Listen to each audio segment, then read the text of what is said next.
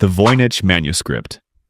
The Voynich Manuscript is a 240-page book written in a script no one has ever read. It was found in 1912, and it has been kept at Yale since 1969. Its pages are filled with plants that don't exist, women bathing in green liquid, and star charts that match no sky. Between the images sits dense, fluent text, written with total confidence, as if the author knew exactly what they meant. Cryptographers who broke wartime ciphers assumed it would take weeks. It has now defeated everyone for over a century. The disturbing part is what the analysis found. The book has rules, but nobody knows what those rules are. The most uncomfortable theory is that the Voynich isn't a secret language at all. It may be a fake one, consistent enough to look real, empty enough to mean nothing. The Voynich doesn't haunt people because it can't be read. It haunts them because there may be nothing to read. Linear A. Linear A is the writing system of the Minoan civilization on Crete, used from around 1800 to 1450 BC. It survives on hundreds of clay tablets, records, inventories, lists of goods. The Minoans weren't primitive. They built palaces with plumbing, they traded across the Aegean, they painted some of the most sophisticated art of the Bronze Age. They documented everything. The problem is that everything they documented is silent. We know what the tablets are probably about because we can see the context: crops, storage, accounts. Probably. Nobody knows for sure because nobody can read a single word. In 1952, the nearly identical script Linear B was cracked, and it turned out to be early Greek. Everyone assumed Linear A would fall next. It didn't. Linear B was solved because we had a known language to anchor it to. Linear A has no anchor. The Minoan language died with its civilization, and no bilingual text has ever been found. Linear A is what a written record looks like when the people who wrote it no longer exist to explain it. Rongorongo. Rongorongo is a system of glyphs carved on wooden tablets from Easter Island. About 24 tablets survive in museums around the world. What makes it impossible is geography. Easter Island is one of the most isolated inhabited places on the planet, thousands of miles from any other writing system. Rongorongo appears to be an independent invention. In the 1860s, slave raids and disease wiped out almost the entire literate Rapa Nui population. Within a single decade, the people who could read Rongorongo were dead. When missionaries arrived later, they found survivors who recognized the tablets as sacred, but admitted they could no longer read them. The knowledge had been broken between generations.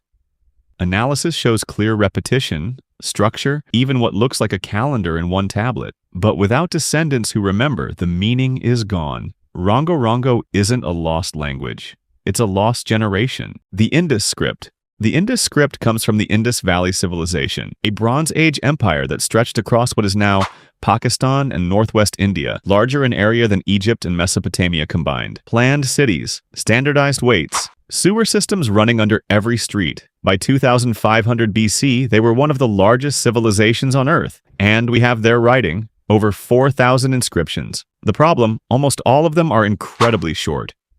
The average inscription is 5 characters long. The longest is 26. Decipherment normally needs long passages so patterns can repeat in different contexts. With 5 characters, every inscription is almost a fragment.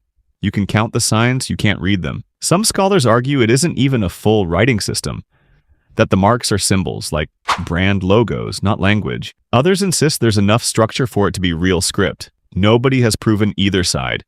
An empire of millions left behind almost no long text. Either they never wrote long ones, or the long ones were on materials that didn't survive. The Phaistos Disc. In 1908, archaeologists in Crete found a small clay disc, about 16 centimeters wide, covered on both sides with 241 stamped symbols arranged in a spiral. What makes it strange isn't just the symbols, it's the method. Each symbol was pressed into the wet clay with a separate stamp. That means someone, around 1700 BC, made a set of movable type, 3,000 years before Gutenberg, and then it stops. The Phaistos Disc is the only object ever found with this script. No second example, not a fragment, not a sherd, one disc. With only 241 symbols in one document, there is simply not enough data to decipher anything. Every theory is a guess on top of a guess. Some scholars have even suggested it might be a forgery. The absence of any companion text is that strange. Most don't believe that, but the silence around it is real. The Phaistos Disc is a sentence from a language we will never meet again. Proto-Elamite. Proto-Elamite is one of the oldest writing systems ever found, used in what is now Iran around 3100 BC, roughly the same era as the earliest Mesopotamian cuneiform. Thousands of tablets survive, mostly economic records, rations, livestock, allocations of goods, far more material than the Phaistos Disc, far more than Rongorongo. The cruel part is that we can read the numbers. The Proto-Elamite number system has been understood for decades. We can see quantities, we can see totals. We just can't read the words attached to them. Even worse, many tablets contain scribal errors that suggest the scribes themselves didn't always understand the signs they were copying. The script may have decayed in use century by century until even its native readers were guessing. Proto-Elamite is the oldest unread writing humanity owns. Pictish Symbols. From roughly the 5th to the 9th century, the Picts of northern Scotland carved a recurring set of about 30 symbols into standing stones. Crescents, V-rods, mirrors, animals, abstract shapes. And here's where it gets strange. Scholars still don't agree on what these symbols even are.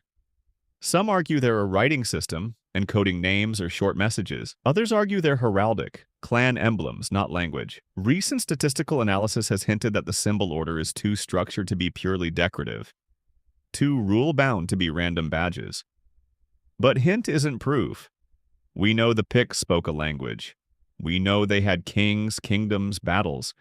We know they were Christianized and gradually absorbed into Gaelic Scotland. What we don't have is a single bilingual stone, no Pictish Rosetta, just shapes on rocks, and an argument that has lasted over 100 years. The Picts left us a question instead of an answer.